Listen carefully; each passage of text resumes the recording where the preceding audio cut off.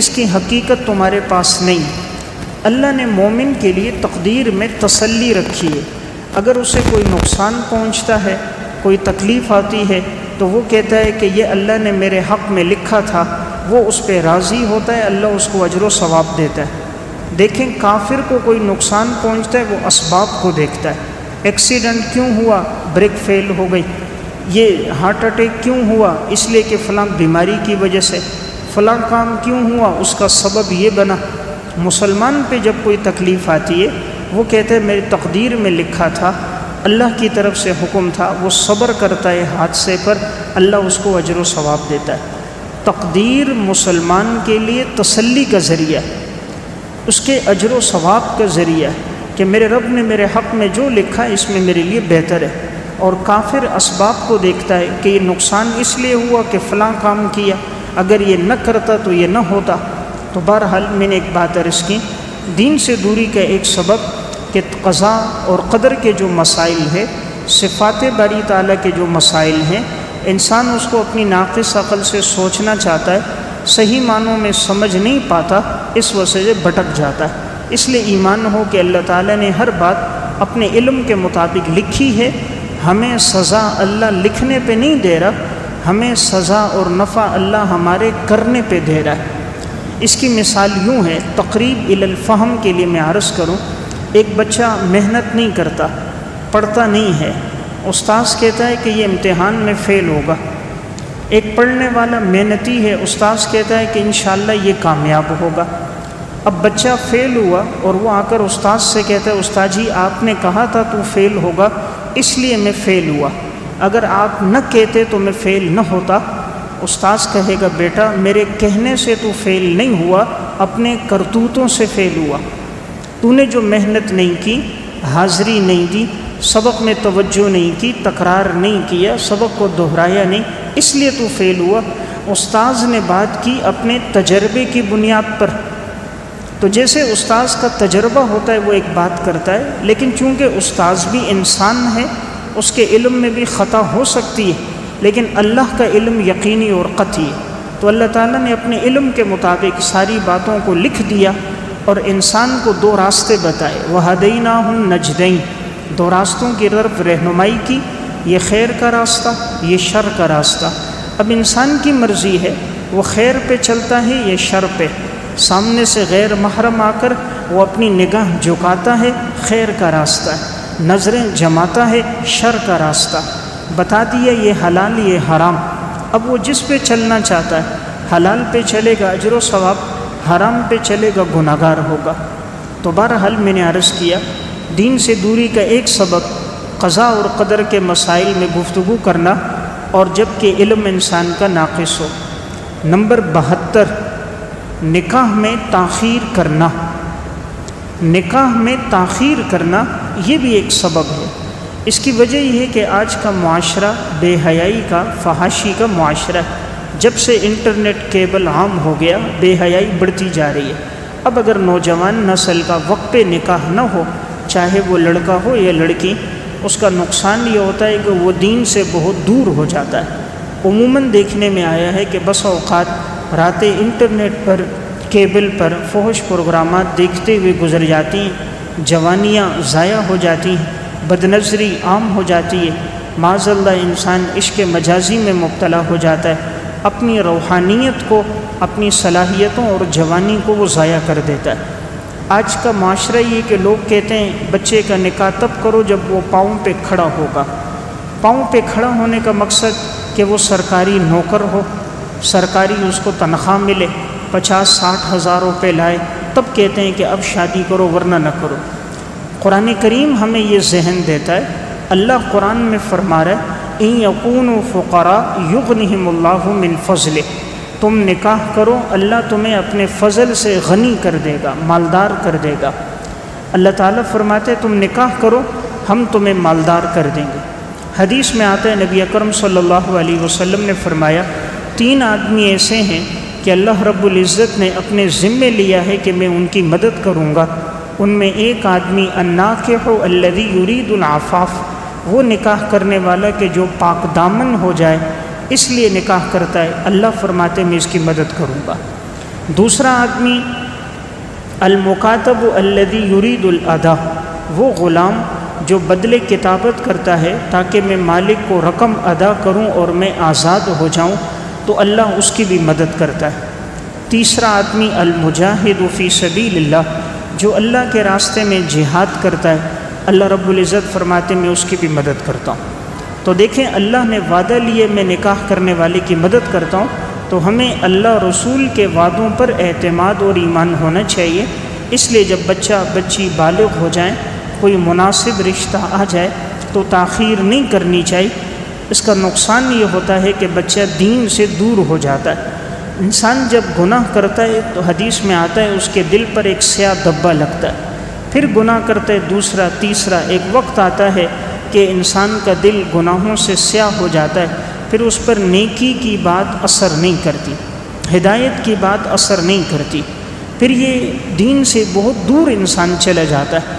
قرآن کریم میں بھی اللہ رب العزت نے اس کی طرف اشارہ کیا ہے کہ انسان کے دل پر جب زنگ آتا ہے تو یہ اس کے گناہوں کی وجہ سے آتا ہے، اور گناہوں میں ایک بڑا گناہ بدنظری ہے، اور یہ بدنظری جب زندگی میں آ جائے تو انسان نکاح کی لذت اور حلال کی لذت سے محروم ہو جاتا ہے، پھر عبادت کی لذت نہیں ہوتی، انسان کا حافظہ کمزور ہو جاتا ہے، جو پڑھتا ہے اس کو یاد نہیں رہتا، چہرے کی رونق چلی جاتی ہے، رات کی نیند اور سکون اطمینان ختم ہو جاتا ہے، عشق مجازی میں مبتلا ہو کر انسان کی صلاحیتیں جوانی برباد ہو جاتی ہیں۔ تو بہرحال جہاں مناسب رشتہ ہو انسان کو تاخیر نہیں کرنی چاہیے، اور اس میں دینداری کو ملحوظ رکھنا چاہیے، اس میں دولت اور پیسے کو سامنے نہیں رکھنا چاہیے۔ صفت الصفوہ میں اور شذرات الذہب فی اخبار من ذہب میں واقع ہے۔ دیکھیں حضرت عمر رضی اللہ تعالیٰ عنہ نے اپنے بیٹے عاصم کا جو نکاح کیا تھا جس لڑکی سے، اس میں انہوں نے دولت اور پیسے کو نہیں دیکھا تھا، بلکہ لڑکی کے دل میں خوف خدا اور تقوی کو دیکھا تھا کہ حضرت عمر رضی اللہ تعالیٰ عنہ گشت کر رہے تھے اور ایک گلی میں ایک جگہ سے گزرے تو ایک ماں اپنی بیٹی سے کہنے لگی کہ دودھ میں پانی ملا دو۔ بیٹی نے کہا اماں جان آپ کو معلوم نہیں کہ امیر المومنین حضرت عمر رضی اللہ تعالیٰ عنہ نے منع کیا؟ انہوں نے کہا امیر المومنین کو کیا پتہ، رات کا اندھیرا ہے، اسے تو نہیں معلوم۔ بچی نے جواب دیا ان کان عمر لا یعلم فالہ عمر یعلم، اگر عمر نہیں جانتا عمر کا خدا تو جانتا ہے۔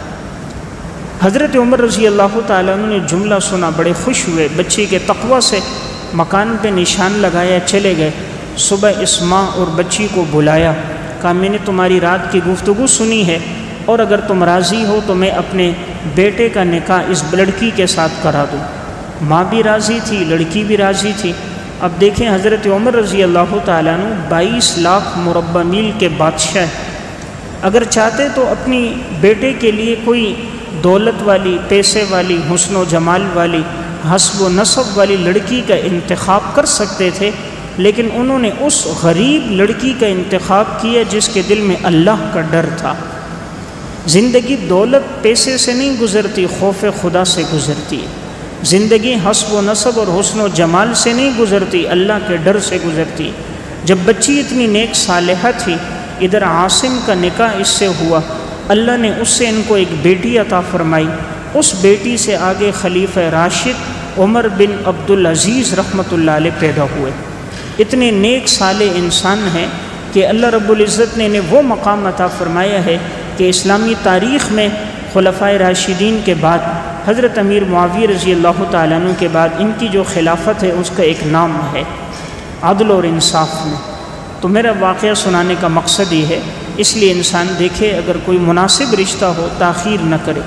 نمبر 73، علم پر عمل نہ کرنا۔ دین سے دوری کا ایک سبب علم پر عمل نہ کرنا۔ آج ہمارے پاس معلومات بہت ہیں لیکن عمل کی کمی ہے۔ آج آپ معاشرے میں دیکھیں، جب سے انٹرنیٹ، کیبل، فیس بک عام ہے، میڈیا عام ہے، ہر انسان کے پاس دین کی بڑی معلومات ہیں، لیکن عمل کے اعتبار سے بڑی کوتاہی ہے۔ ہر مسلمان جانتا ہے 5 وقت نماز فرض ہے، لیکن کتنے ہیں جو اس پر عمل کرتے ہیں؟ ہر ایک کو معلوم ہے والدین کی فرما برداری ضروری ہے، کتنے ہیں جو اس پر عمل کر رہے ہیں؟ کون نہیں جانتا کہ سود، رشوت، خیانت کرنا، دھوکہ دینا حرام ہے، لیکن کتنے ہیں جو اس گناہ سے اپنے آپ کو بچاتے ہیں؟ کسے نہیں معلوم کہ شریعت کا حکم ہے غیر محرم کو دیکھ کر نگاہ جھکا لو، لیکن کتنے ہیں جو اپنے آپ کو اس سے بچاتے ہیں؟ تو اس وقت معلومات کی کمی نہیں ہے، عمل کی کمی ہے۔ صحابہ اور سلف کی زندگی میں یہ بات تھی، وہ جو بات سیکھتے تھے عمل کرتے تھے۔ ہم معلومات تو بہت جمع کر رہے ہیں لیکن اپنی زندگی میں عمل کی بڑی کوتاہی ہے۔ صحابہ کی زندگی کیسی ہے؟ حضرت عبداللہ ابن عمر رضی اللہ تعالیٰ عنہ فرماتے ہیں، جب سے میں نے یہ حدیث سنی ہے کہ انسان رات کو سوئے اور اس کی وصیت اس کے سرہانے لکھی ہوئی ہو، اس دن کے بعد سے ان کا معمول تھا موت تک ہمیشہ جب بھی سوتے تھے رات وصیت ان کے سرہانے لکھی ہوئی ہوتی تھی۔ یہ ہے حدیث پر عمل، جو بات سنی عمل کیا۔ صحیح بخاری کتاب الجنائز میں ہے، حضرت ام عطیہ رضی اللہ تعالیٰ عنہ ان کے بیٹے کا انتقال ہو گیا۔ اب ایک ماں کے لیے اس سے بڑا صدمہ کوئی نہیں ہوتا کہ اس کے بچے کا، بیٹے کا انتقال ہو جائے۔ 3 دن کے بعد حضرت ام عطیہ رضی اللہ تعالیٰ عنہ نے خوشبو منگائی، کپڑے تبدیل کیے، خوشبو لگائی، پھر لوگوں سے جو موجود تھی عورتیں ان سے کہا مجھے کپڑے تبدیل کرنے کی، خوشبو لگانے کی اور بظاہر بنا و سنگار کی ضرورت نہیں تھی، لیکن میں نے صرف اس لیے کیا کہ میں نے حدیث سنی ہے کہ آپ صلی اللہ علیہ وسلم نے فرمایا کہ کسی بھی میت پر جو سوگ ہوگا وہ 3 دن ہوگا، 3 دن سے زیادہ نہیں ہوگا، سوائے یہ کہ شوہر کا انتقال ہو جائے تو اس کا سوگ 4 مہینے 10 دن ہوگا۔ تو میں نے صرف اس حدیث پر عمل کی خاطر 3 دن کے بعد کپڑے تبدیل کیے اور خوشبو لی اور خوشبو لگائی۔ یہ ہے عمل، کہ غم کی حالت میں بھی وہ لوگ شریعت پر عمل کرتے تھے۔ صحیح بخاری ہی میں واقعہ، حضرت زینب بنت جہش رضی اللہ تعالیٰ عنہ کے بھائی کا انتقال ہوا، انہوں نے بھی 3 دن کے بعد خوشبو منگوائی، لگائی، کپڑے تبدیل کیے اور یہی حدیث بیان کی۔ حضرت ام حبیبہ رضی اللہ تعالیٰ عنہ ان کے بھائی کا یزید کا انتقال ہوا شام میں، انہوں نے بھی 3 دن کے بعد خوشبو منگائی، لگائی، کپڑے تبدیل کیے، فرمائے مجھے ضرورت نہیں تھی لیکن اس حدیث پر عمل کی خاطر۔ تو میں نے عرض کیا آج دین سے دوری کا سبب علم پر عمل نہیں ہے، اس وجہ سے انسان دور ہو رہا ہے، اس لیے کوشش ہو انسان دین کی جو بات سیکھے اگلے دن سے اس کو اپنی زندگی میں لے کر آئے۔ عمل میں کمی کیوں ہوتی ہے؟ اس کی کیا وجہ ہے؟ اس کی 3 وجوہات ہیں۔ شریعت پر جب انسان عمل نہیں کرتا، اس کی پہلی وجہ یہ ہے کہ انسان کا رزق حرام کا ہوتا ہے۔ جب مال حرام کا ہو تو عمل کی توفیق نہیں ملتی۔ نمبر 2، دوسری وجہ جب انسان کی صحبت اچھی نہ ہو، یعنی فسق و فجور والے لوگوں کے ساتھ اس کا اٹھنا بیٹھنا ہو تو غلط صحبت کی وجہ سے عمل کرنا مشکل ہو جاتا ہے۔ جیسے نیک صحبت کا اثر ہوتا ہے عمل آسان ہوتا ہے، غلط صحبت کا، فساق فجار کا اثر ہوتا ہے کہ زندگی میں عمل کرنا بہت مشکل ہو جاتا ہے۔ تیسرا سبب اس کا بنتا ہے بدنظری۔ بدنظری وہ گناہ ہے جو انسان کو عمل سے روک دیتی ہے۔ پھر انسان جو چیزیں دیکھ رہا ہوتا ہے دن بھر وہی دماغ میں گھومتی ہیں، وہی دل و دماغ میں وہی منظر، سوچ رہا ہے، سو رہا ہے، نماز پڑھ رہا ہے، عبادت کر رہا ہے، وہی چیزیں آنکھوں کے سامنے ہوتی ہیں تو عمل سے محروم ہو جاتا ہے۔ اس لیے اگر ہم چاہیں عمل زندگی میں آئے، ان 3 باتوں کا اہتمام ہو۔ نمبر 74، ہمتوں کا پست ہو جانا۔ دین سے دوری کا ایک سبب ہمتوں کا پست ہو جانا۔ آج ہماری ہمتیں دین کے بارے میں بڑی کمزور ہیں۔ دیکھیں دنیا کے لیے تو بڑی محنت کرتے ہیں، دنیا کے لیے 12 گھنٹے، 14 گھنٹے، 16 گھنٹے محنت ہو رہی ہے، لیکن دین کے بارے میں دیکھیں تو ہمت اتنی پست ہے کہ اس کے لیے محنت کرنے کے لیے، جد و جہد کے لیے کوئی تیاری نہیں۔ حضرات صحابہ اور سلف کی زندگی دیکھیں، ایک ایک حدیث کے لیے انہوں نے کتنی محنتیں کی۔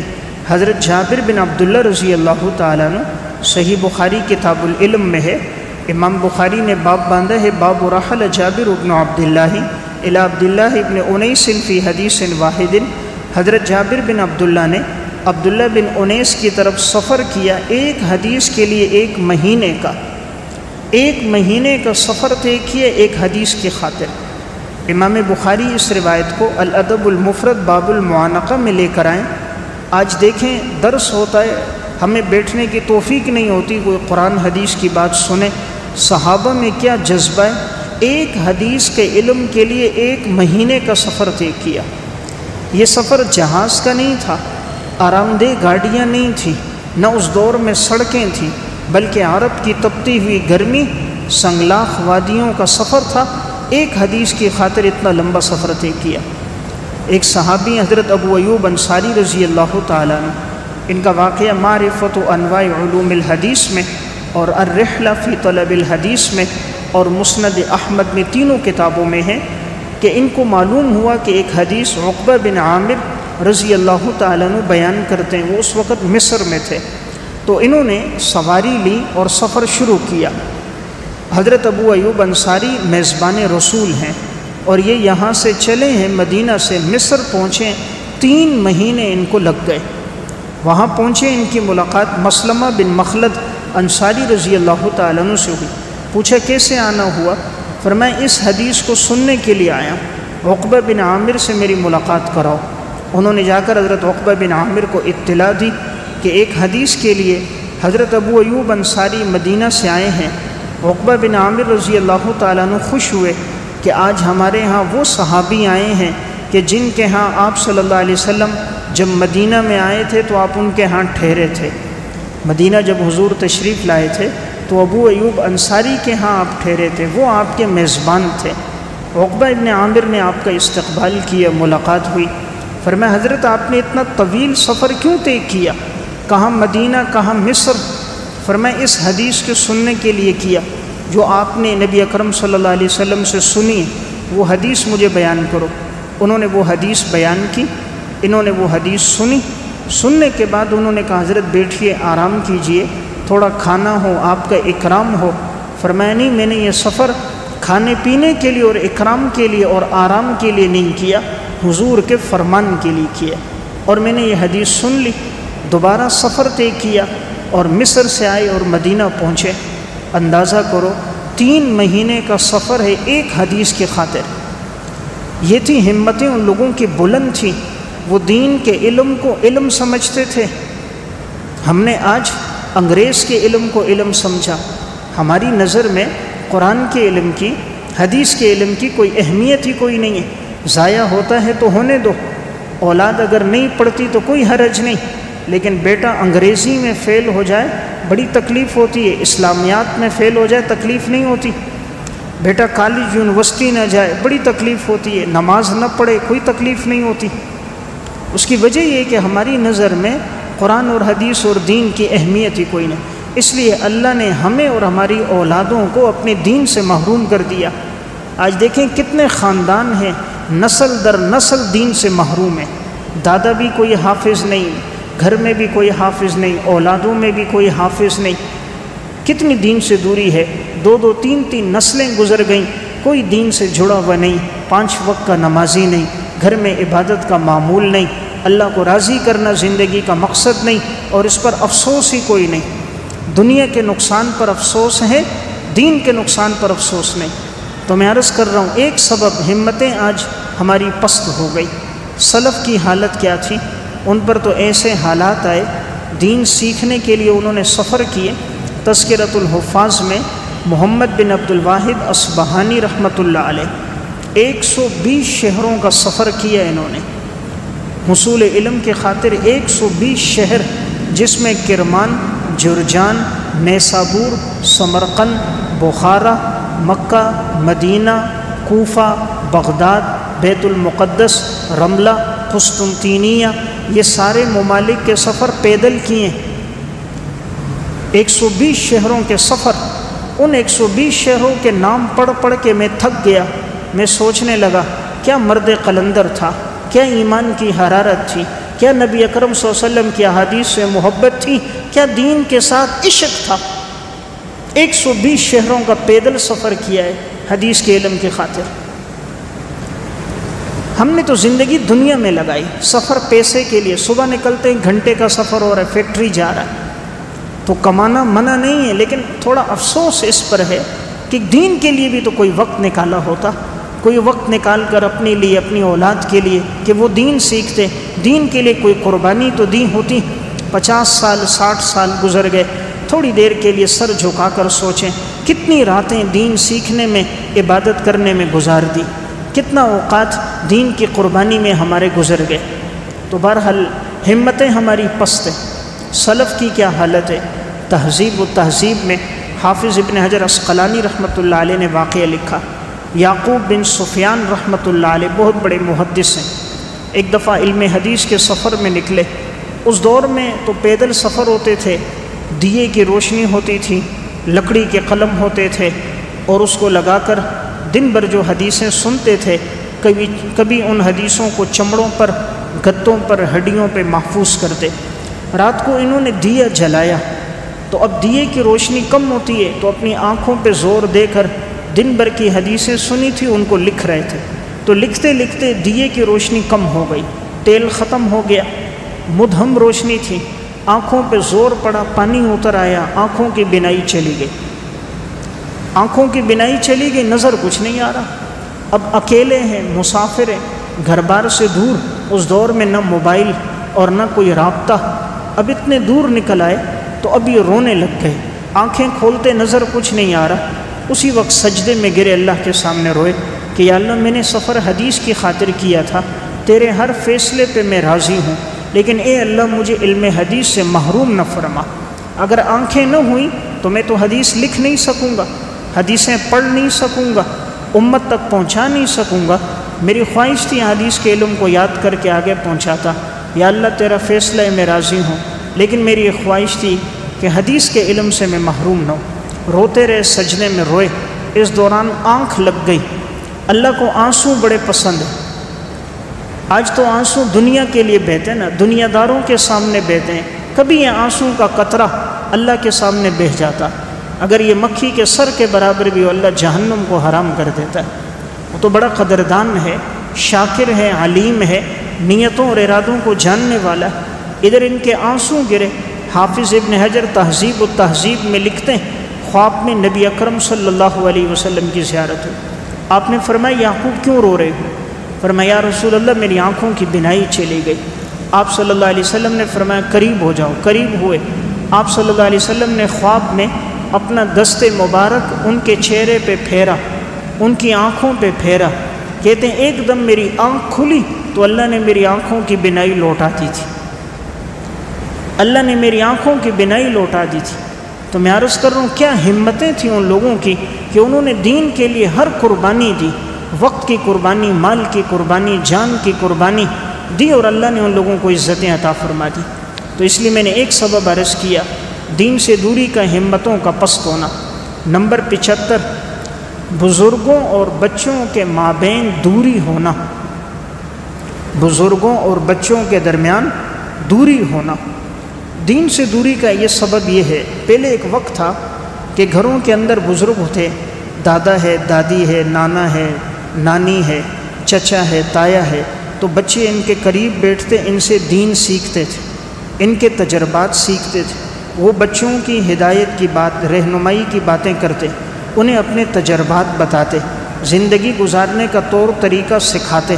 لیکن آج جب سے موبائل آیا، اس نے بچوں اور بڑوں کو دور کر دیا۔ آج بیٹے کے پاس اپنا موبائل ہے، بیٹی کے پاس اپنا ہے، پوتے کے پاس اپنا ہے، نواسے کے پاس اپنا ہے، ٹائم ہی نہیں ہے کوئی بزرگوں کے پاس بیٹھے۔ آج اگر بزرگ ہیں تو لوگ ان کو سمجھتے ہیں ان کو زمانے کا پتہ ہی نہیں ہے، یہ بابا کیا جانے حالات اور زمانہ، ہم سب کو جانتے ہیں۔ وہ بیچارہ تنہائی کا شکار ہو گیا۔ آج دادا دادی نانا نانی تنہائی میں پڑے، بند کمرے میں پڑے، پوچھنے والا کوئی نہیں، رسمی طور پر آ کر پوچھ لیتے ہیں کیا حال ہے، ٹھیک ہو، خیریت ہے۔ ان کے پاس اگر بیٹھتے بھی ہیں تو نظریں موبائل پر ہوتی ہیں، کان اگر ادھر لگے ہوئے ہیں توجہ موبائل پر ہوتی ہے۔ تو یہ جب سے موبائل آیا، بزرگوں اور بچوں کے درمیان دوری ہو گئی۔ ایک کمرے میں بیٹھے ہیں، بیوی شوہر سے دور ہے، شوہر بیوی سے دور ہے، ایک مکان کی چھت کے نیچے ہیں، بیٹے کو والد کا پتہ نہیں، بیٹی کو ماں کا پتہ کوئی نہیں۔ والد بیمار اپنے کمرے میں ایڑیاں رگڑ رہا ہے، بیٹا ادھر فیس بک دیکھ رہا ہے۔ تو موبائل نے دوری پیدا کر دی، رشتوں میں دوری ہو گئی، محبتیں ختم ہو گئیں۔ جو زوجین میں محبت تھی، جو اولاد میں تھی، جو بزرگوں کو بچوں سے ایک تعلق تھا، آج بچے بزرگوں کے پاس بیٹھتے ہی نہیں، وہ ان کو سمجھتے ہیں یہ ہمارے لیے بوجھ ہیں، اس لیے ان کو رہنمائی نہیں ملتی، وہ یا موبائل دیکھیں گے یا گیم کھیلیں گے یا کرکٹ دیکھیں گے یا باہر کی دنیا میں گھوم پھر کر اپنا وقت ضائع کریں گے۔ تو بہرحال میں نے ایک سبب عرض کیا، بچوں اور بزرگوں کے درمیان دوری کا ہونا۔ نمبر 76، بے دین لوگ ناقص مطالعہ اور سطحی لوگوں سے علم دین حاصل کرنا۔ ایک سبب کیا ہے کہ ناقص مطالعہ، بے دین لوگ ہیں، سطحی لوگ ہیں، علم میں پختگی نہیں ہے، لوگ ان سے دین حاصل کر رہے ہیں، اس سے لوگ بھٹک رہے ہیں۔ کہ وہ آدمی جس نے آج 60 سال کے بعد لٹیر ہوا، اب اس کو کہا گیا بھئی تم کوئی کام کاج نہیں کر سکتے، اب وہ آ کر قرآن کی تفسیر لکھ رہا ہے، قرآن کا ترجمہ کر رہا ہے، حالانکہ دین سی کتابوں سے واقف نہیں، عربی اردو گرامر سے واقف نہیں، صرف نحو علوم معانی بیان بدیع سے واقفیت نہیں۔ ایسے لوگ جن کا علم سطحی ہے، چند سرسری کتابیں پڑھیں، صحابہ کی سیرت سے، آپ علیہ السلام کی قربانیوں سے، قرآن کریم کے شان نزول اور معانی سے واقفیت نہیں ہے، اس سے لوگ بھٹک رہے۔ وہ دیکھتے ہیں اس میں آسانیاں لوگوں کے سامنے رکھ کر جو اعمال ہیں اس کی طرف توجہ ہی نہیں دلاتے، اور لوگوں کو مشاجرات صحابہ میں اور لایانی مباحث جس کا فائدہ کوئی نہیں، کوئی اس بحث میں لگا ہے کہ یزید کے بارے میں کیا حکم ہے، کوئی پوچھے گا جی حجاج کے بارے میں کیا حکم ہے، کوئی تاریخی باتوں میں آپس میں گفتگو کریں گے، کوئی یہ نہیں پوچھتا تہجد کی کتنی رکعتیں، اس کا وقت کون سا ہے، اشراق کی کتنی فضیلت ہے، کس وقت پڑھنی ہے، تلاوت کتنی روزانہ کرنی چاہیے، کون سی تسبیحات اپنی زندگی میں لانی چاہیے، عمل کا کوئی نہیں پوچھتا۔ ایسی سطحی باتیں جن کا فائدہ کچھ نہیں ہے، لایانی، ان چیزوں میں لوگوں کو لگا دیا۔ اس لیے آپ دیکھیں نیٹ پر اس وقت زیادہ آپ کو ویوز جو ملیں گے ان ویڈیو پر جس میں یا لطیفے ہیں یا اختلافی باتیں، جو اختلافی چیزیں جس نے امت میں انتشار لایا، ان باتوں کو سننے والے دیکھنے والے بہت سارے لوگ ہیں، یا لطیفوں کو سننے والے دیکھنے والے بہت ہیں۔ جہاں تہجد کی فضیلت، صوم و صلاۃ کی پابندی، اعمال کا تذکرہ ہے، ان کو سننے والے بہت کم نظر آئیں گے۔ نمبر 77، اپنے نفس کے محاسبے سے غفلت۔ نفس کے محاسبے سے غفلت، دین سے دوری کا ایک سبب کیا ہے کہ انسان اپنے نفس کا محاسبہ نہیں کر رہا۔ آج ہمیں دوسروں کی دین کی فکر ہے، اپنی دنیا کی فکر ہے، دوسروں کی دین کی فکر، اپنی دنیا کی فکر، اپنے دین کی فکر نہیں ہے۔ دوسروں کے بارے میں کہیں گے دیکھو یار فلاں نماز نہیں پڑھ رہا، فلاں ایسا کر رہا ہے، فلاں ایسا کر رہا ہے، اس کی غیبت کریں گے، اس کو طعنہ دیں گے، اس کے عیوب تلاش کریں گے۔ اپنے دین کی فکر نہیں کہ میرے دین میں کتنی کمی ہے، میری عبادات اعمال میں کتنی کمی ہے۔ اپنی دنیا کی فکر ہے کہ تنخواہ 25 سے 30 کیسے ہو جائے، نوکری ایک ہے اوور ٹائم کیسے لگ جائے، مکان ایک ہے 2 کیسے ہو جائے، بینک بیلنس کس طرح بڑھ جائے۔ تو اپنی دین کی فکر کم ہے، دنیا کی زیادہ ہے، لوگوں پہ عیوب اور طعنے بہت زیادہ ہیں، خیر خواہی کم ہے، خیر خواہی کا جذبہ نہیں ہے۔ اس لیے ہر دن انسان کو اپنا محاسبہ کرنا چاہیے۔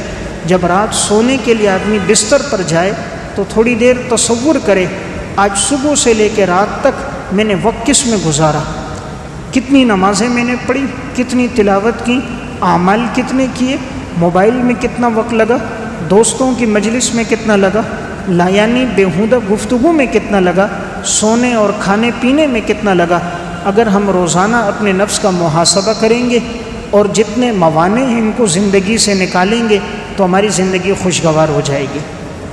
نمبر 78، مادی ترقی کو نصب العین بنانا۔ مادی ترقی کو نصب العین بنانا، دین سے دوری کا ایک سبب کیا ہے؟ آج جو ہماری مادی ترقی دنیا کی ترقی کو نصب العین بنایا ہوا ہے، یعنی مقصد بنایا ہوا ہے کہ یہ مقصد ہے دنیا کس طرح بڑھتی جائے، یعنی یہ فکر نہیں کہ میرے نوافل 4 تھے تو 8 کیسے ہو جائیں، 8 تھے تو 20 کیسے ہو جائیں، سپارے پاؤں سے آدھے پہ کیسے آؤں۔ ہاں مادی ترقی کی فکر بہت ہے کہ یہ 20 ہے تو 30 تنخواہ کیسے ہو جائے، 30 ہے تو 70 کیسے ہو جائے۔ تو آج ہماری مادیت پر بات آ گئی، حالانکہ اصل چیز روحانیت ہے۔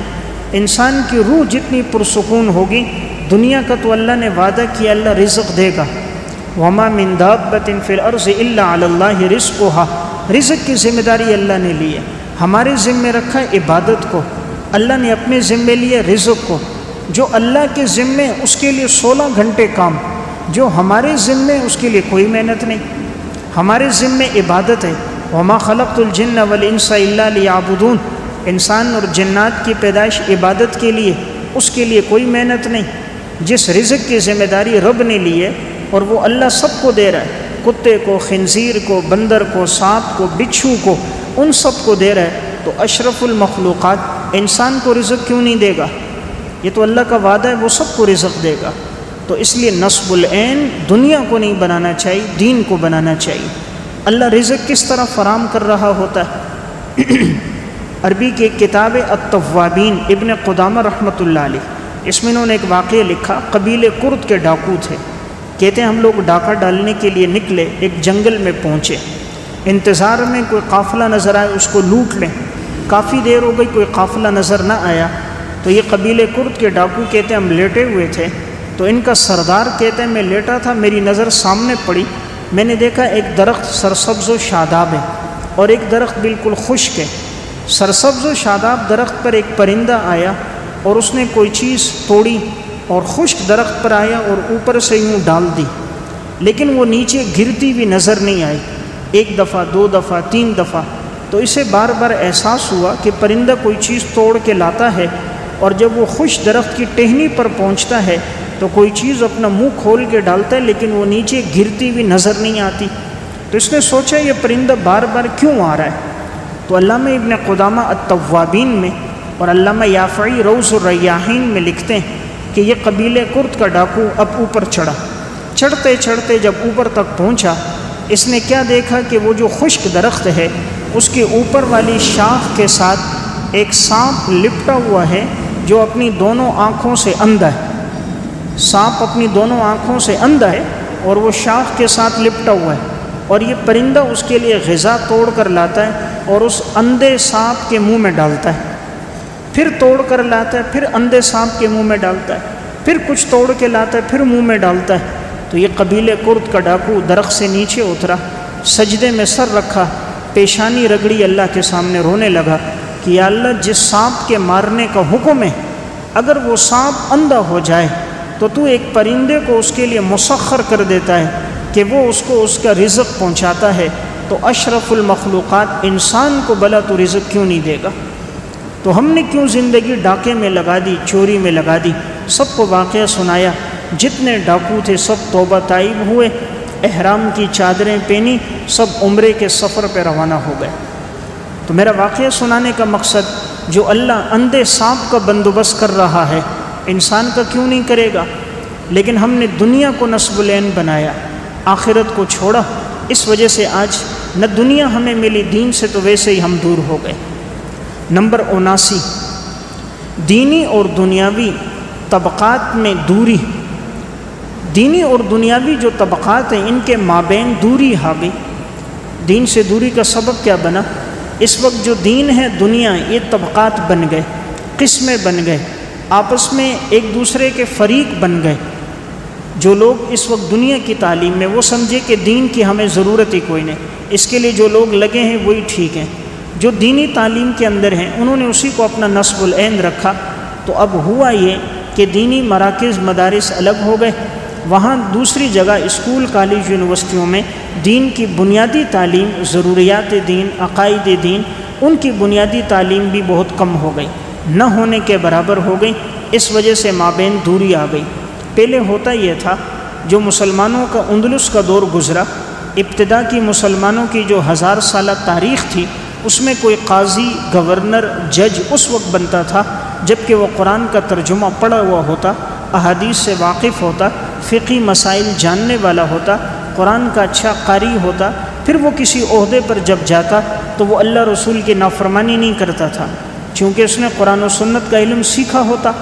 ابتدا میں علم ایک ہوتا، پھر جس نے جس میں مہارت حاصل کرنی ہے، انجینئر بننا ہے وہ آگے انجینئر بنتا، ڈاکٹر بننا ہے وہ ڈاکٹر بنتا، مکینک بننا ہے وہ بنتا، لیکن ابتدا کے اندر اس کو 10 سال 11 سال کا علم مشترک ہوتا کہ جس میں وہ قرآن پڑھنا، قرآن کے معانی، ترجمہ، حدیث کے معانی سیکھ جاتا، ضروریات زندگی کے مسائل سیکھنے کے بعد اب وہ جس کو اپنی زندگی کا مقصد بناتا اس میں وہ وقت گزارتا۔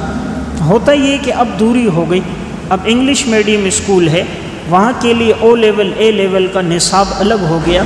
اکثر غیروں کی لکھی ہوئی کتابیں، اس میں مثالیں غیر مسلموں کی، اس میں انہوں نے ترقی کا معیار صرف اس کو بنایا کہ دولت پیسہ کس طرح بڑھ جائے۔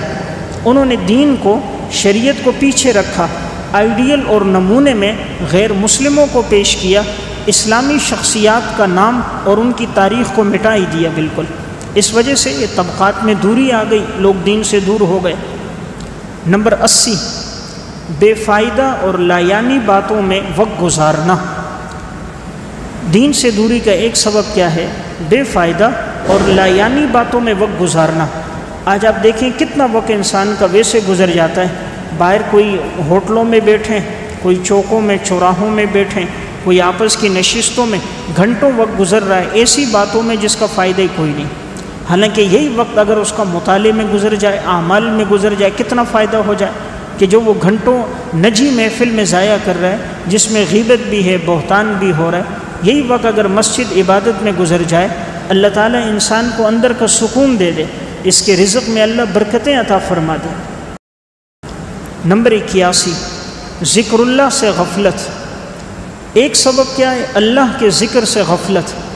آج دیکھیں نا، بہت کم لوگ آپ کو ایسے ملیں گے جن کی زبان اللہ کے ذکر سے تر ہوگی۔ حدیث میں آتا ہے، آپ صلی اللہ علیہ وسلم نے فرمایا، لا یزال لسانک رطبا من ذکر اللہ۔ مومن کی نشانی تو یہ ہے اس کی زبان ہمیشہ اللہ کی یاد سے تر ہوتی ہے۔ اگر یہ دیکھنا ہو کہ کسی انسان کے دل میں اللہ کی کتنی محبت ہے، دیکھو اس کی زبان پہ کیا ہے۔ زبان پہ وہی ہوتا ہے جو دل میں ہوتا ہے۔ اگر دل میں اللہ کی محبت ہے، زبان پہ اللہ کا ذکر ہوگا۔ دل میں اگر دنیا ہے تو زبان پہ دنیا کا تذکرہ ہوگا۔ دل میں اگر عشق مجازی ہے تو زبان پہ وہی چیز ہوگی۔ اس لیے انسان کوشش کرے اپنے دل کی ہانڈیاں میں اللہ کی محبت رکھے، تاکہ زبان کی چمچ سے وہی چیز ظاہر ہو جو دل کی ہانڈی میں موجود ہے۔ نمبر 82، علماء کا عوام الناس کو تسلی بخش جواب نہ دینا۔ دین سے دوری کا ایک سبب یہ ہے کہ بعض عوام الناس میں علماء کی طرف رجوع کرتے ہیں، یہ پڑھے لکھے لوگوں کی طرف جو دین سے واقف رجوع کیا جاتا ہے، لیکن وہ ان کو کوئی تسلی بخش، اطمینان بخش جواب نہیں دیتے۔ اس سے بھی بعض لوگ مایوس ہو کر دین سے دور ہو جاتے ہیں۔ اس لیے جو علماء ہیں تو انہیں بھی چاہیے کہ وہ اپنا مطالعہ وسیع کرے، قرآن اور حدیث میں عمق پیدا کریں، تاکہ آنے والے سائل کو وہ مطمئن کر سکے، قرآن و سنت کے دلائل انہیں بتا سکیں، جس چیز کے بارے میں وہ اپنی آگاہی چاہیں تو یہ ان کو آگاہ کر سکیں۔ تو اس لیے ناقص مطالعے کی وجہ سے عموماً ان سے الجھ جاتے ہیں، یا ان کو کہتے ہیں ان مباحث کا، ان باتوں کا فائدہ نہیں ہے، حالانکہ وہ سیکھنا چاہ رہا ہے۔ اس لیے اگر کوئی ساتھی دین کی کسی معلومات کے بارے میں اہل علم سے رجوع کرے تو انہیں چاہیے کہ خود بتائیں، نہیں ہے تو کسی اور صاحب علم کی طرف ان کی رہنمائی کریں، تاکہ وہ ان کو تسلی بخش جواب دے سکے۔ نمبر 83، ناچنے گانے والوں سے اور اداکاروں سے محبت۔ دین سے دوری کا ایک سبب ناچنے گانے والوں سے، اداکاروں سے محبت بڑھ گئی۔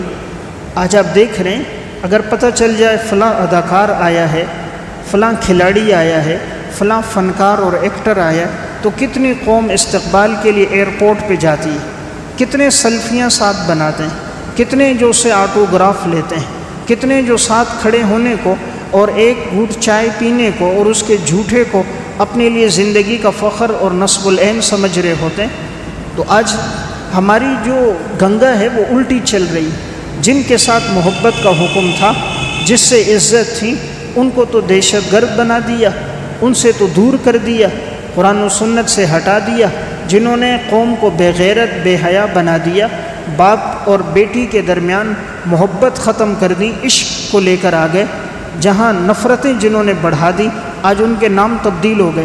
پہلے لوگ ان کو کنجر کہتے تھے، ان گانے والوں کو میراثی اور ڈوم کہتے تھے، آج ان کا نام اداکار ہے، فنکار ہے، ایکٹر ہے۔ آج وہ کنجر اور میراثی نہیں ہے، آج قوم ان کے ساتھ فخر محسوس کر رہی اور اپنی نئی نسل کو ان پہ ڈال رہی ہے۔ ایک بات یاد رکھنا، اللہ کا قرآن میں ایک وعدہ ہے، سورہ نور میں اللہ تعالیٰ فرماتا ہے جس آدمی نے اپنی زندگی بے حیائی میں گزار دی، اللہ فرماتے ہیں ہم آخرت میں تو اس کو عذاب دیں گے ہی دیں گے، ہم دنیا میں بھی ایسے آدمی کو بڑا دردناک اور سخت عذاب دیں گے۔ اللہ رب العزت ارشاد فرماتے ہیں ان الذین یحبون ان تشیع الفاحشۃ فی الذین آمنوا لهم عذاب علیم فی الدنیا والآخرہ واللہ یعلم وانتم لا تعلمون۔ یقیناً وہ لوگ جو بے حیائی پھیلاتے ہیں ایمان والوں کے درمیان، ان کے لیے دردناک عذاب ہوگا دنیا میں بھی آخرت میں بھی، اللہ جانتا ہے ان سب کو، وانتم لا تعلمون، اور تم لوگ نہیں جانتے ہو۔ تو دیکھیں اللہ تعالیٰ فرما رہا ہے بے حیائی پھیلانے والوں کو ہم دنیا میں بھی عذاب دیں گے آخرت میں بھی۔ اس لیے آپ دیکھو جن کی زندگی بے حیائی میں گزری ان کا خاتمہ اچھا نہیں ہوا، ان کا خاتمہ اچھا نہیں ہوا، لا علاج بیماریوں میں مبتلا ہو گئے، جتنی دولت اس راستے سے کمائی تھی وہ ساری اسی میں لگ گئی، آخر میں تنہائی کا شکار ہو گئے۔ یہ جتنے اداکار، فنکار، ایکٹر گزرے، جب ان کا اینڈ ہوتا ہے کوئی ساتھ نہیں ہوتا، بچے چلے جاتے ہیں، بیویوں کو طلاق ہو جاتی ہے، لا علاج بیماریوں میں مبتلا ہو جاتے ہیں، ایک بند کمرے میں ایڑیاں رگڑتے رگڑتے دنیا سے وحشت اور تنہائی میں چلے جاتے ہیں۔ تو بنیادی وجہ انہوں نے زندگی بے حیائی میں گزاری، اس لیے اللہ تعالیٰ نے ان لوگوں کو یہ بڑی دردناک سزا دی۔ اس لیے میں نے ایک بات عرض کی کہ انسان اپنی اولاد کے دلوں میں محبت دین کی ڈالے، ان کھلاڑیوں کی، اداکاروں کی محبت نہ ڈالے۔ اس کا حل یہ کہ ان کے سامنے صحابہ سلف کے واقعات بیان کرے۔ نمبر 84، دین کے لیے مال اور جان کی قربانی نہ دینا۔ دین سے دوری کا ایک سبب کیا ہے؟ دین کے لیے مال اور جان کی قربانی نہ دینا۔ ہم نے دین کے لیے کوئی قربانی نہیں دی، اس لیے ہمیں دین کی قدر نہیں پتہ۔ جس نے قربانی دی ہے اس کو دین کی قدر پتہ ہے۔ ہمیں تو کلمہ ماں کی گود میں ملا، ہمیں کیا معلوم کہ دین کے لیے کتنی قربانی ہے؟ قربانی تو ان صحابہ نے دی جو 10,000 کی قبریں مدینہ میں بنی، باقی کسی کے قسطنطنیہ میں، کسی کے عراق میں، کسی کی فلسطین میں، سکھر تک میں صحابہ کی قبریں موجود ہیں۔ دین پھیلانے کے لیے نکلے ہیں تو واپس پلٹ کر ہی نہیں آئے۔ کتنے ہیں جوانیوں میں ان کی بیویاں بیوہ ہو گئی، بچے یتیم ہو گئے اور آخری وقتوں میں بھی وصیت کر کے جا رہے ہیں۔ موطا مالک کی روایت ہے، صحابی سعد بن ربیع رضی اللہ تعالیٰ، آپ صلی اللہ علیہ وسلم نے فرمایا دیکھو سعد کہاں ہے، تلاش کرو۔ صحابہ ان کو تلاش کر رہے تھے تو شہیدوں میں تلاش کیا، نہ ملے تو زخمیوں میں دیکھنے لگے تو سعد بن ربیع رضی اللہ تعالیٰ عنہ بڑے زخمی تھے اور آخری وقت تھا، نزع کی حالت تھی۔ حضرت سعد بن ربیع کے پاس وہ صحابی پہنچے، کہا آپ صلی اللہ علیہ وسلم نے فرمایا تھا کہ تلاش کرو تو میں تمہیں تلاش کر رہا تھا۔ حضرت سعد بن ربیع فرمانے لگے کہ جب تم حضور کے پاس جاؤ حضور کو میرا سلام کہنا، سلام کہنے کے بعد پھر میری قوم کو بتا دینا اللہ کے ہاں تمہارا کوئی عذر قبول نہیں ہوگا اگر تم میں سے ایک آدمی بھی زندہ موجود ہو اور آپ صلی اللہ علیہ وسلم کو کوئی تکلیف پہنچائے، حضور کو کوئی تکلیف پہنچے اور تم میں سے ایک آدمی بھی زندہ ہو، اللہ کے ہاں تمہارا عذر قبول نہیں ہوگا، یعنی تم جاؤ حضور کا ساتھ دو۔ تو اندازہ کریں ان لوگوں نے قربانیاں دی تھیں، اس لیے لوگوں کو دین کی قدر کا پتہ تھا۔ ہم نے چونکہ جان مال کی قربانی نہیں دی اس لیے ہمیں اہمیت کا اندازہ نہیں، جس دن قربانی دیں گے تاثیر ہوگی۔ اس لیے آپ دیکھو جو آدمی قربانی دے کر آتا ہے، جو غیر مسلم ہو مسلمان ہو جائے، اس کی بات میں بڑی تاثیر ہوتی ہے، اس کی زندگی بڑی تبدیل ہو جاتی ہے، اس کی نماز میں خشوع و خضوع ہے۔ ہماری 60 سال دین میں گزر گئے، نماز میں توجہ نہیں۔ ایک آدمی ہفتہ پہلے ایمان لے کر آیا، اس کی نماز پہ دیکھو تو رشک آتا ہے۔ ہماری زندگی اسلام پہ گزر رہی ہے، تلاوت کا اثر نہیں ہوتا۔ ایک آدمی ابھی مسلمان ہوتا ہے، تلاوت ہوتی ہیں آنکھیں اشک بار ہو جاتی ہیں، ہمارے سامنے دین کی بات ہوتی ہے ہم جمائیاں لے رہے ہوتے ہیں۔ جو ابھی دین کی طرف آیا، دین کی بات سنتے چہرے کی رنگت تبدیل ہو جاتی ہے، ایمان کا جذبہ بن جاتا ہے۔ وجہ کیا؟ وہ قربانی دے کر آیا۔ تو میں نے عرض کیا دین سے دوری کی وجہ ہم نے قربانی نہیں دی۔ جب جان کی، مال کی، وقت کی قربانی دیں گے تو پھر ہمیں دین کی اہمیت کا اندازہ شروع ہوگا۔ نمبر 85، سود اور رشوت کا عام ہونا۔ دین سے دوری کا ایک سبب سود اور رشوت کا عام ہونا۔ آج آپ دیکھیں نا، حرام عام ہو چکا ہے۔ کتنے ہیں جو سود کے گناہ میں مبتلا ہیں، کسی کو منع کرو تو وہ کہتے ہیں کوئی بات نہیں، اللہ غفور الرحیم ہے، اس میں کوئی شک نہیں۔ لیکن اسی اللہ نے قرآن میں فرمایا کہ سود کھانا اتنا بڑا گناہ ہے، اتنا بڑا، گویا اللہ کے ساتھ اعلان جنگ ہے۔ اور حدیث میں یہاں تک بات آئی جیسے اپنی ماں کے ساتھ زنا کرنا ہے۔ تو جب اتنی وعیدیں موجود ہوں پھر بھی ایک آدمی گناہ سے نہیں بچتا تو یہ دین سے دوری ہے، تو اس کی بنیادی وجہ حرام ہے۔ اس لیے جتنا انسان حلال پہ لگے گا اللہ رب العزت کی اتنی عطائیں ہوں گی۔ نمبر 86، اسکول اور کالج کا مخلوط ماحول ہونا۔ اسکول اور کالج کا مخلوط ماحول دین سے دوری کا ایک سبب یہ ہے۔ آج ہمارا بچہ اسکول جا رہا ہے، وہ 9ویں میں 10ویں میں پڑھ رہا ہے یا کالج میں جا رہا ہے، تو وہاں ماحول اس وقت مخلوط ہے، یعنی لڑکا لڑکی ایک ساتھ ہیں، آپس میں کوئی حیا نہیں، حجاب نہیں، کوئی پردے کا ماحول نہیں۔ تو جب رفتہ رفتہ یہ وقت گزرتا ہے تو اس کا نقصان کیا ہوتا ہے کہ گناہ کا احساس ختم ہو جاتا ہے، پھر وہ بدنظری کو گناہ ہی نہیں سمجھتا، پھر ایک قدم آگے بڑھ کے عشق مجازی میں مبتلا ہو جاتا ہے، پھر اللہ نہ کرے بے حیائی گناہ زنا میں پڑ جاتا ہے۔ تو یہ چیز سبب بنتی ہے دین سے دوری کا۔ قرآن دیکھیں حکم دے رہے وَقَرْنَ فِي بُيُوتِكُنَّ، اللہ تعالیٰ ازواج مطہرات سے فرما رہا ہے کہ تم اپنے گھروں میں ٹھہری رہو، گھروں سے باہر نہ نکلو۔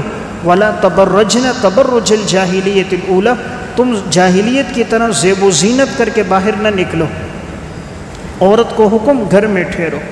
تفسیر الدر المنصور میں، السراج المنیر میں اور تفسیر قرطبی تینوں میں واقعہ ہے۔ حضرت سودا رضی اللہ تعالیٰ عنہ نبی اکرم صلی اللہ علیہ وسلم کی گھر والی ہیں۔ آپ صلی اللہ علیہ وسلم کے انتقال کے بعد ان سے کہا گیا کہ آپ نفلی حج کے لیے نکلے، نفلی عمرے کے لیے جائیں، تو یہ نہیں جاتی تھی۔ فرماتی تھی میں نے فرض حج کر دیا آپ صلی اللہ علیہ وسلم کے ساتھ، اور میں نے حضور کی معیت میں نوافل ادا کر دیے۔ اب قرآن کا حکم ہے وَقَرْنَ فِي بُيُوتِكُنَّ، عورتیں اپنے گھروں میں ٹھہری رہیں، اس لیے اپنے گھر سے باہر نہیں نکلوں گی، میرا صرف گھر سے باہر میرا جنازہ نکلے گا۔ وہی ہوا۔ ام المومنین حضرت سودا رضی اللہ تعالیٰ عنہ ساری عمر پھر گھر سے نہیں نکلیں، انتقال کے بعد گھر سے جنازہ نکلا۔ یہ ہے وَقَرْنَ فِي بُيُوتِكُنَّ، گھروں میں ٹھہری رہو۔ گھر کے اندر عورت کی عزت تھی۔ آج انگریز نے ہمیں دولت کے نام پر اور ترقی کے نام پر عورت کو گھر سے نکالا، اسے نیم برہنہ لباس پہنایا، اسے ہوٹلوں میں بٹھایا، اسے جہازوں میں لایا اور اسے شادی ہالوں میں لایا، بڑے بڑے جو جہاں سامان کی خرید و فروخت ہے وہاں لایا۔ تو اس میں عورت کو سمجھا کہ اس کی عزت ہو رہی ہے، حالانکہ یہ عورت کی بدنامی کے لیے، عورت کی ذلت اور رسوائی ہے۔ اس کو تو سکون گھر کی چار دیواری میں تھا، شریعت نے اس پہ بوجھ ہی نہیں ڈالا۔ جب تک چھوٹی ہے والد کی ذمہ داری، جب شادی ہو گئی شوہر کی ذمہ داری، اولاد ہو گئی بچوں کی ذمہ داری۔ عورت کو اسلام نے گھر میں سکون دیا۔ غیر مسلم نے عورت کو ٹیشو پیپر کی طرح استعمال کیا کہ ضرورت پوری کرنی ہے، ٹیشو پیپر ہے، استعمال کیا اور پھینک دیا۔ اس لیے یورپ کے معاشرے میں عورت کی عزت نہیں ہے، اسلام کے معاشرے میں عورت کی عزت ہے۔ اس لیے یورپ میں عورت کی کوئی مستقبل نہیں ہے، اس لیے عورتیں زیادہ اس وقت اسلام میں داخل ہو رہی ہیں۔ امریکہ، یورپ، برطانیہ میں کثرت سے عورتیں اسلام میں آ رہی ہیں۔ وہ کہتی ہیں اس کی وجہ یہ ہے کہ مسلمان جب شادی کرتے ہیں تو وہ اس کو نبھاتے ہیں، اپنی گھر والی کے ساتھ وقت گزارتے ہیں، ساتھ دیتے ہیں، مستقبل کا سہارا بنتے ہیں، اس کی موجودگی میں غیر محرم کو نہیں دیکھتے، معاذ اللہ زنا نہیں کرتے۔ اس لیے عورتیں کثرت سے اسلام میں داخل ہو رہی ہیں۔ تو میں عرض کر رہا ہوں مخلوط ماحول دین سے دوری کا سبب بنتا ہے۔ نمبر 87، فلمیں اور ڈرامے دیکھنا۔ دین سے دوری کا ایک سبب فلمیں اور ڈراموں کا عام ہونا۔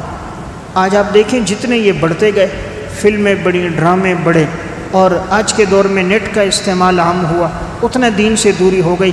1 گھنٹہ کوئی معاذ اللہ، 1 گھنٹہ تو زیادہ کہہ رہا ہوں، کوئی 10 منٹ یہ انٹرنیٹ دیکھ لے، تھوڑی دیر کے بعد دیکھو دل سیاہ ہو جاتا ہے، اعمال کی رغبت ہی نہیں ہوتی، ایمان کا شوق بھی کم ہو جاتا ہے، عبادت کی طرف توجہ ہی نہیں ہوتی، پھر مسجد میں آنا اس پہ وحشت ہوتی ہے، وہ چاہتا ہے کب نماز ختم ہو اور میں باہر نکل جاؤں، قرات طویل ہو جائے اس پہ بوجھ ہو جاتا ہے، وہ سنت نوافل پڑھنا اپنا وقت کا ضیاع سمجھتا ہے، وہ تسبیحات اور دعا کرنے کو اپنے وقت کو ضائع کرنا سمجھتا ہے۔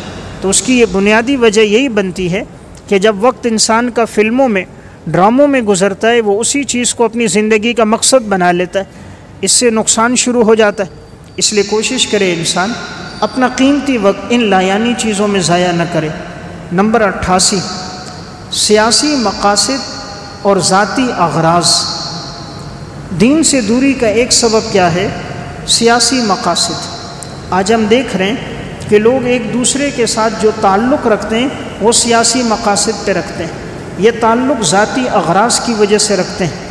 اگر ایک آدمی دوسرے سے رکھے گا کہ یہ میری پارٹی کا ہے، اگر میری جماعت کا ہے تو مشکل میں اس کا ساتھ دے گا، کوئی راشن ہے تو اس کے ساتھ کچھ تعاون کرے گا، کوئی تکلیف ہے تو کھڑا ہوگا۔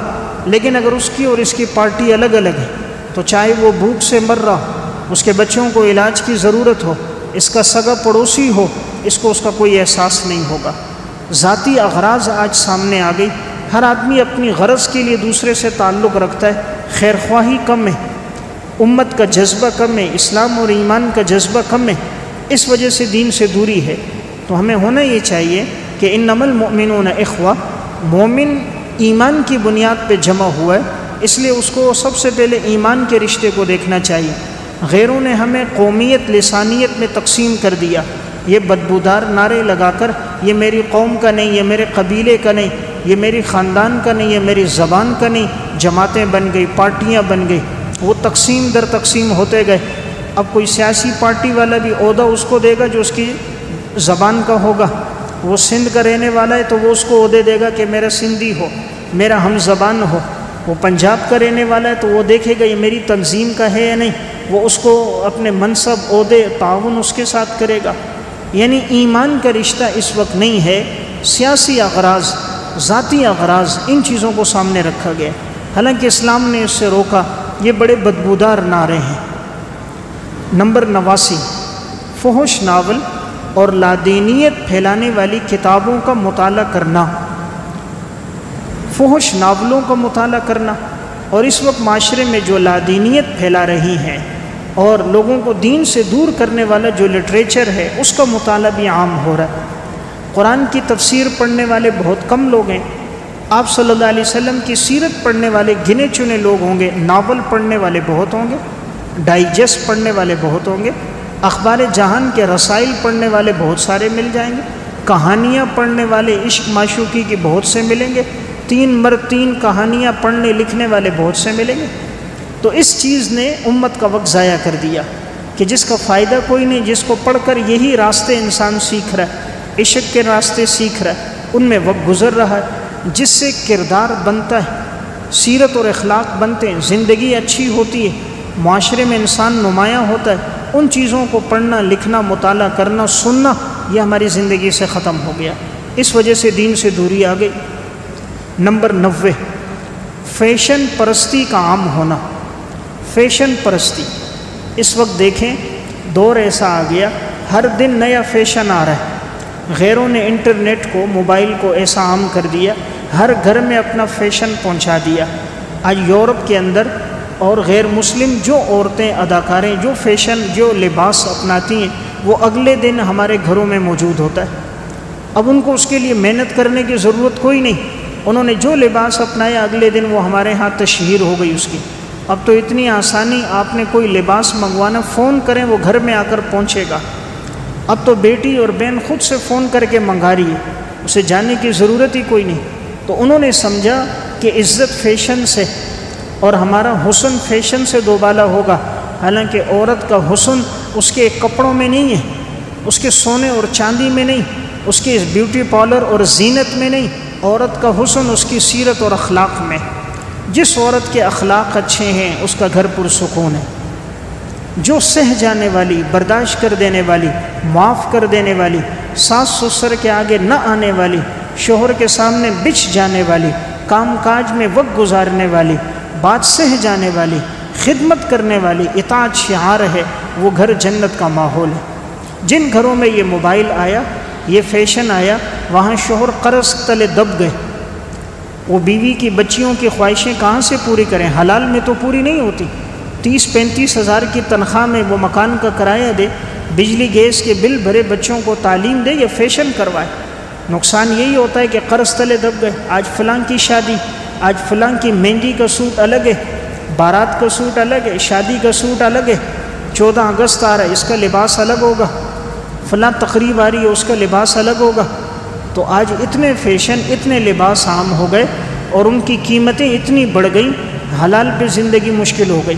تو اس کی بنیادی وجہ ان آلات کا عام ہونا ہے۔ اس لیے جن گھروں کے اندر یہ چیزیں نہیں ہیں ان گھروں میں سکون ہے۔ اس لیے اگر ہم چاہیں کہ ہمارے گھروں سے یہ ختم ہو، اپنے گھروں میں بیانات سنوائیں، علماء کے بیانات سنوائیں، اپنی بیٹیوں کو، بہنوں کو، ماؤں کو آدھا گھنٹہ روزانہ کسی عالم کا بیان سنا دیں تاکہ ان کے باطن کی اصلاح ہو جائے۔ ہم ان کو 2 وقت کا کھانا تو کھلا رہے ہیں، جسمانی غذا تو دے رہے ہیں، روح کی غذا نہیں دے رہے۔ ظاہری ضرورتیں تو پوری کر رہے ہیں، باطنی ضرورتیں نہیں پوری کر رہے۔ ہمیں فکر ہوتی ہے اچھے سے اچھا کھانا کھلائیں، لیکن ان کی روح کی فکر نہیں کر رہے۔ اس وجہ سے گھر میں جاتے ہیں جھگڑا شروع ہو جاتا ہے۔ بیوی کہ تو نے میرے لیے کیا تیرے گھر میں تو میں نے یہی کپڑے پہنے پھٹے پرانے، یہ سوکھی روٹیاں کھائیں اور وقت گزارا۔ اگر اس کو دین کی باتیں سنائی ہوتی، وہ شوہر کی خدمت کو اپنی زندگی کا حصہ سمجھتی، اسی میں اپنے لیے نجات سمجھتی۔ نمبر 91، اساتذہ اکرام کی بے ادبی۔ دین سے دوری کا ایک سبب اساتذہ کی بے ادبی۔ آج ہم دیکھ رہے ہیں معاشرے میں یہ بہت بڑھ گئی، خاص طور پہ اسکول، کالج، یونیورسٹیوں میں دیکھنے میں آتا ہے اساتذہ کی، ٹیچروں کی بڑی بے ادبی ہو رہی۔ استاذ کو استاذ ہی نہیں سمجھتے۔ الحمدللہ مدارس کا ماحول یہ ہوتا ہے، اساتذہ کی بڑی قدردانی ہوتی ہے۔ بچہ استاذ کے آگے نہیں چلتا، ملتا ہے 2 ہاتھ سے مصافحہ کرتا ہے، استاذ کے ہاتھ میں جوتیاں ہوں، سامان ہو، فوراً لے لیتا ہے۔ ساری زندگی بچھا ہوا رہتا ہے، نظریں جھکی ہوئی رہتی ہیں، خدمت کے لیے ہم وقت تیار ہوتا ہے۔ اس لیے اللہ ان بچوں سے دین کا بڑا کام لیتا ہے۔ لیکن آج دوسرے معاشرے میں آپ دیکھو، اساتذہ کا ادب اور احترام نہیں ہے۔ حالت یہ ہے کہ استاذوں کو بچے مار رہے ہیں۔ ایک جگہ میں پہلے جمعہ پڑھاتا تھا، آج سے تقریباً 9-10 سال پہلے کی بات ہے۔ ایک اسکول ٹیچر پہلی صف میں ہوتا تھا، تو ایک دفعہ میں نے دیکھا اس نے سر پہ پٹی باندھی ہوئی ہے۔ میں نے پوچھا جمعے کے بعد، بھئی یہ کیا ہوا؟ کہنے لگا مفتی صاحب بچے کو 2 ڈنڈے مارے تھے، دیر سے آیا تھا تو وہ کہیں باہر نکلا، غلیل میں پتھر لیا ہوا تھا، مجھے پتہ نہیں تھا، تو میں گزرا جو اس نے پتھر مارا تو یہ لگا 2 ٹانکے آئے۔ یہ آج کا شاگرد ہے جو اپنے استاذ کو پتھر مار رہا ہے، تو علم کہاں سے آئے؟ اس لیے جن گھروں میں اساتذہ کی بے ادبی ہوتی ہے ان کے بچے محروم ہو جاتے ہیں۔ اس لیے آپ دیکھ لیں، ایک ساتھی مجھے خود کہنے لگا کہ بھئی ہمارے ہاں یہ ہوتا تھا، اگر استانی مجھے مارتی ٹیچر یا استاذ تو میں فوراً جا کر گھر میں بتا دیتا، تو میرا والد آتا استاذ سے جھگڑتا، میری ماں آتی ٹیچر سے لڑائی کرتی، تو استاد استانی ہمیں کچھ نہیں کہتے تھے۔ نقصان یہ ہوا کہ ہم 6ٹھی جماعت میں نے چھوڑ دیا، 7ویں جماعت میں بھائی نے چھوڑ دیا، اب وہ دین سے دور ہو گئے، ایک چوری ڈکیتی میں لگ گیا اور ایک کی زندگی فسق و فجور میں گئی، دین سے بھی گئے، دنیا سے بھی چلے گئے۔ اس لیے بے ادبی کرنے والوں کی زندگی میں دین نہیں ہوتا، اور جو اپنے بچوں کا پھر وہ سہارا بنتے ہیں اور ان بچوں کی تائید کر کے استاذوں کو برا بھلا کہتے ہیں، اللہ ان کی نسلوں سے بھی دین ختم کر دیتا ہے۔ ایسا ہم نے دیکھا، بہت سے واقعات سامنے آئے، کوئی بچہ ان کا حافظ نہ بن سکا، کوئی بچہ عالم نہ بن سکا، کسی بچے کے اندر دین و دنیا میں کوئی ترقی نہ آ سکی، بنیادی وجہ بے ادبی تھی۔ اس لیے میں نے عرض کیا، دین سے دوری کا ایک سبب اساتذہ اکرام کی بے ادبی ہے۔ نمبر 92، خواہشات کی پیروی کرنا، خواہشات پہ چلنا، یہ بھی دین سے دوری کا سبب ہے۔ انسان کی خواہشات تو پوری نہیں ہوتی، اب ایک خواہش کل دوسری، پرسوں تیسری، اس پہ چل چل کے وہ دین سے محروم ہو جاتا ہے۔ نمبر 93، اسلامی تہذیب اور اخلاق سے ناواقف ہونا، دین سے دوری کا ایک سبب ہم اسلامی تہذیب سے واقف نہیں، اسلامی اخلاق سے واقف نہیں۔ آج کا ہمارا نوجوان وہ مغربی میڈیا دیکھتا ہے، وہ سمجھتا ہے کہ ترقی وہاں سے ملے گی، اخلاق کردار ہم نے وہاں سے لینا ہے، سیرت ہم نے وہاں سے سیکھنی ہے، اس لیے وہ مشرقی روایات کو بھی بھول گیا، شریعت کے مزاج کو بھی بھول گیا، اس لیے دین سے دور ہو گیا۔ نمبر 94، مغربی تہذیب و تمدن سے متاثر ہونا، دین سے دوری کا ایک سبب مغربی تہذیب و تمدن۔ آج کل جو نوجوان ہے اس کی زندگی میں آپ دیکھو سب سے بڑی خواہش ہوگی مجھے امریکہ کا ویزا مل جائے، مجھے برطانیہ کا ویزا مل جائے، وہاں کی شہریت مل جائے، بس وہ اپنی زندگی کی بڑی خواہش یہ سمجھ رہا ہے۔ حالانکہ وہاں جو رہ رہے ہیں کبھی ان سے بھی ملو تو صحیح، ان کو اندر کا سکون نہیں ملا، کبھی ان کی اولادیں وہاں جا کر نافرمان ہو گئیں، بیویاں دور ہو گئیں، بد اخلاق ہو گئیں، اپنی اولاد دین سے دور ہو گئی، تو کیا فائدہ ہوا؟ سونا کمایا، دولت اتنی کمائی، لیکن اپنی اولاد گناہ کر رہی ہے، روک نہیں سکتا، گھر والی کا غیروں سے تعلق ہے، منع نہیں کر سکتا، تو وہ دولت کس کام آئی کہ جو اس کی اولاد کو دین پہ نہ لا سکی، اس کے لیے صدقہ جاریہ نہ بنا سکی۔ نمبر 95، دوسروں کے عیوب تلاش کرنا، دین سے دوری کا ایک سبب دوسروں کے عیوب تلاش کرنا۔ آج ایک دور ایسا آ گیا، ہر انسان اپنے عیب نہیں دیکھتا کہ میرے اندر کتنی کمیاں، کتنی غلطیاں، کوتاہیاں ہیں، ہر آدمی دوسروں کے عیوب تلاش کرنے میں، جہاں دو بیٹھتے ہیں تیسرے پر گفتگو شروع ہو جاتی ہے، فلاں میں یہ بات، فلاں میں یہ بات۔ حدیث میں آتا ہے، آپ صلی اللہ علیہ وسلم نے فرمایا جب انسان دوسروں کے عیوب تلاش کرتا ہے پھر اللہ بھی اس کے عیوب تلاش کرتا ہے، اور اللہ پھر اس کو گھر کے اندر رسوا کر دیتا ہے۔ اس لیے پھر آدمی گھر کی چار دیواری میں کوئی ایسا گناہ فیل ہو جاتا ہے جس سے وہ رسوا ہو جاتا ہے۔ اس لیے نہ دوسروں کے عیوب تلاش کرے، نہ دوسروں کو تانا دے۔ بعض لوگوں میں یہ گناہ ہے، دوسروں کو تانا دیتے۔ امام ابن سیرین رحمہ اللہ تاریخ بغداد میں ہے، فرماتے میں نے ایک آدمی کو غربت کا تانا دیا تھا کہ تو غریب ہے، تنگ دست ہے، فقیر ہے، تو کہتے ہیں میرے اوپر حالات ایسے آئے کہ میں قرضے تلے دب گیا۔ انہوں نے کاروبار کے لیے پیسے لیے اور اس سے انہوں نے تیل خریدا، اس میں کہیں چوہا آ کر گر گیا۔ اب صرف ایک طرف سے تیل پھینکتے باقی پاک رہتا، لیکن ان کا تقویٰ تھا، انہوں نے کہا نہیں کہیں چوہے کا اثر پورے تیل میں نہ ہو گیا ہو، انہوں نے سارا تیل گرا دیا تو قرضے تلے آ گئے۔ تو فرماتے تھے میں نے ایک تنگ دست کو تانا دیا تھا تو میں بھی اسی کے تحت مبتلا ہو کر قرض تلے دب گیا۔ اس لیے میں نے ایک بات عرض کی، دوسروں کے عیوب تلاش نہ کیے جائیں۔ نمبر 96، دینی جماعتوں اور دینی اداروں سے نفرت کرنا اور تعصب کرنا۔ دین سے دوری کا ایک سبب کیا ہے؟ دینی جماعتوں سے، دینی اداروں سے تعصب ہے۔ آج یہ ہوتا ہے کوئی دینی جماعت کام کر رہی ہے، کوئی سیاسی جماعت جو دین کے نام پہ کام کر رہی ہے، لوگ اس سے بلا وجہ نفرت رکھتے ہیں۔ بہت سی دینی جماعتیں مختلف پلیٹ فارموں سے کام کر رہی ہیں، کوئی سیاست میں کام کر رہی ہے، کوئی صحابہ اکرام کے ناموس پر، کوئی جہاد پہ، کوئی دعوت و تبلیغ پہ، مختلف علماء مختلف اس کے اپنی زندگیاں لگا کر دین کی خدمت کر رہے ہیں۔ سب کے راستے الگ ہیں لیکن منزل سب کی ایک ہے، منزل سب کی ایک ہے، منزل اللہ کی رضا ہے۔ جیسے ایک آدمی نے صدر پہنچنا ہے تو راستے الگ الگ ہوں گے، مقصود سب کا ایک ہوگا، تو راستے الگ ہیں۔ کوئی تدریس کر رہا ہے، کوئی تقریر کر رہا ہے، کوئی تصنیف کر رہا ہے، کوئی جہاد کر رہا ہے، کوئی دعوت کر رہا ہے، کوئی سیاست کر رہا ہے، مقصد سب کا دین کی آبیاری اور اعلاء کلمت اللہ ہے۔ اس لیے انسان سب کے لیے دعا گو رہے، ان کے بارے میں تعصب نہ رکھے۔ نمبر 97، دنیا کے حرص و ہوس۔ دین سے دوری کا ایک سبب کیا ہے؟ دنیا کے حرص و ہوس۔ دنیا کی حرص ایسی چیز ہے جو کبھی پوری نہیں ہوتی۔ انسان کی جتنی دنیا بڑھتی ہے اتنی حرص بڑھتی ہی جاتی ہے۔